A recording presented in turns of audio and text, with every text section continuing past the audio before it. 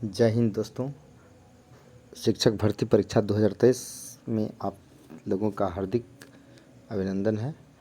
आज के क्लास में हम लोग बिहार अध्यापक सह प्रधान शिक्षक अनंत प्रतियोगिता परीक्षा हेतु कुछ महत्वपूर्ण प्रश्नों का संग्रह देखेंगे और ये चुनिंदा प्रश्नों का समूह स्पेशली आप लोगों के लिए लाया गया है और आप लोग बारीकी से ध्यान दें ताकि परीक्षा को क्रैक कर पाएँ। जिसमें पहला क्वेश्चन आपके स्क्रीन पर है, किस वर्ग को सर्वप्रथम पश्चिमी सभ्यता ने प्रभावित किया। जी हाँ दोस्तों, पहला क्वेश्चन है किस वर्ग को सर्वप्रथम पश्चिमी सभ्यता ने प्रभावित किया। पश्चिमी का मतलब हो गया पाश्चात्य सभ्यता, जिसको कि वेस्टर्न सिविलाइजेशन कहा जाता है। तो प्रभावित करने वाले थे शिक्षित हिंदू मध्यम वर्ग को, यानी खास करके पश्चिमी सभ्यता ने शिक्षित हिंदू मध्यम वर्ग को प्रभावित किया।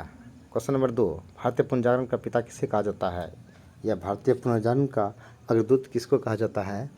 तो इसका आंसर है राजा राममोहन राय। राजा राममोहन राय को भारतीय सामाजिक और आर्थिक सुधार का अग्रदूत कहा जाता है, जिसे भारतीय पुनर्जागरण इंडियन रेनेसां का फादर के रूप में जाना जाता है। यह है आपका राजा राममोहन राय। आपको ये पता होना चाहिए कि राजा राममोहन राय ने ही लॉर्ड विलियम बेंटिक के परमिशन से 1829 में जो है सती प्रथा का उन्मूलन किया था और राजा राममोहन राय द्वारा स्थापित जो समाज था उसका नाम था ब्रह्म समाज, जिसकी स्थापना 1828 ईस्वी में राजा राममोहन राय के द्वारा किया गया। ये भारतीय समाज सुधारक के रूप में इसकी गिनती होती है। क्वेश्चन नंबर 3 आपकी स्क्रीन पर है, भारतीय राष्ट्रवाद का पैगंबर किसे कहा जाता है। जी हाँ दोस्तों, भारतीय राष्ट्रवाद का पैगंबर किसे कहा जाता है, तो इसका आंसर है राजा राममोहन राय, अर्थात राजा राममोहन राय को भारतीय राष्ट्रवाद का पैगंबर कहा जाता है। क्वेश्चन नंबर 4 आपकी स्क्रीन पर, यानी 30 प्रश्नों का संग्रह है, भारत का प्रथम आधुनिक पुरुष किसे माना जाता है। जी हाँ दोस्तों, भारत का प्रथम आधुनिक पुरुष किसे माना जाता है, तो इसका आंसर होगा राजा राममोहन राय। और ये सारी के सारी क्वेश्चन जो है आपके राजा राममोहन राय पर ही आधारित है। ठीक है, तो आप क्वेश्चन पर ध्यान देंगे क्योंकि इसी क्वेश्चन के आधार पर ही आपका आंसर निकलेगा। और भारत का प्रथम आधुनिक पुरुष किसे कहा जाता है, तो इसका आंसर है राजा राममोहन राय को। नेक्स्ट क्वेश्चन आपकी स्क्रीन पर, राजा राममोहन राय द्वारा स्थापित प्रथम संस्था का क्या नाम था, तो आत्मीय सभा। आपको याद होना चाहिए कि राजा राममोहन राय के द्वारा 1815 ईस्वी में 1815 में आत्मीय सभा की स्थापना की गई, जो बाद में ब्रह्म समाज का रूप ले लिया था, जो कि 1828 ईस्वी में फिर ब्रह्म समाज की स्थापना हुआ था।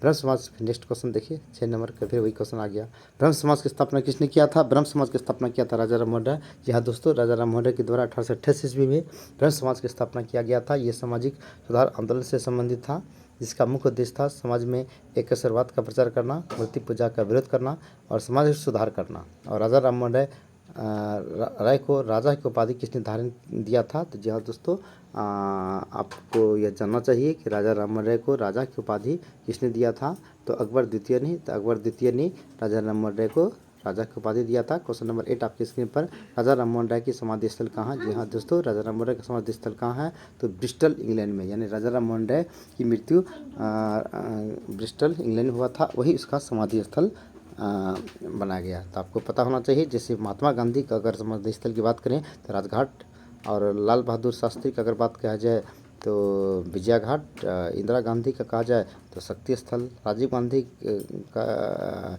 वीरभूमि। तो ये सब परम महत्वपूर्ण जो है महापुरुष था, जिसका समाधि स्थल उपयुक्त जगह में बनाया गया है। तो जहाँ तक राजा राममोहन राय का सवाल है तो उसका ब्रिस्टल इंग्लैंड में इसकी समाधि स्थल है। क्वेश्चन नंबर 9 आपकी स्क्रीन पर, ब्रह्म समाज किस सिद्धांत पर आधारित था, तो ये एकेश्वरवाद, यानी एक ही ईश्वर पर विश्वास करते थे, अर्थात एकेश्वरवाद सिद्धांत पर आधारित था।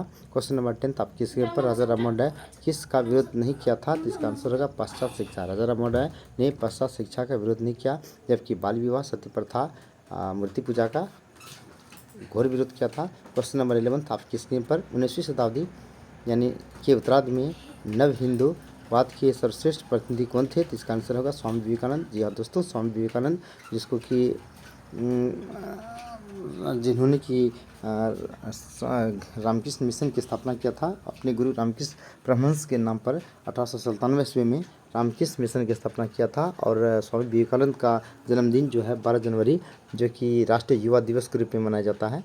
तो 11वीं शताब्दी के उत्तरार्ध में नव हिंदूवाद के संस्थापक के प्रतिनिधि कौन थे, तो वे थे स्वामी विवेकानंद। और क्वेश्चन नंबर 12 आपकी स्क्रीन पर, स्वामी विवेकानंद ने विश्व धर्म सम्मेलन कब किया था? तो 1893 ईस्वी में। 1893 ईस्वी में शिकागो का धर्म सम्मेलन हुआ था, जिसमें स्वामी विवेकानंद ने भाई और बहनों कह करके अपनी भाषण की शुरुआत किए थे। तभी से स्वामी विवेकानंद काफ़ी प्रसिद्ध हो गए थे। और स्वामी विवेकानंद इस धर्म सम्मेलन में 1893 में भाग लिया था। क्वेश्चन नंबर 13 आपके स्क्रीन पर, रामकृष्ण मिशन की स्थापना 1897 ईस्वी में किसने किया था? तो स्वामी विवेकानंद ने किया था। और शारदा मणि जो थे, शारदा मणि कौन थी? तो आपको पता होना चाहिए कि ये शारदा मणि जो थे रामकृष्ण परमहंस की पत्नी थी। रामकृष्ण परमहंस का शादी जो था शारदा मणि के साथ हुआ था। ठीक है। इसके बाद क्वेश्चन नंबर 15 आपके स्क्रीन पर, ब्रह्म समाज की स्थापना किसने किया था? तो आर्य समाज की स्थापना किसने किया था? तो स्वामी दयानंद सरस्वती ने। और उन्होंने ही नारा दिया था, वेदों की ओर लौट चले, और शुद्धिकरण आंदोलन के दूत के रूप में जाना जाता है।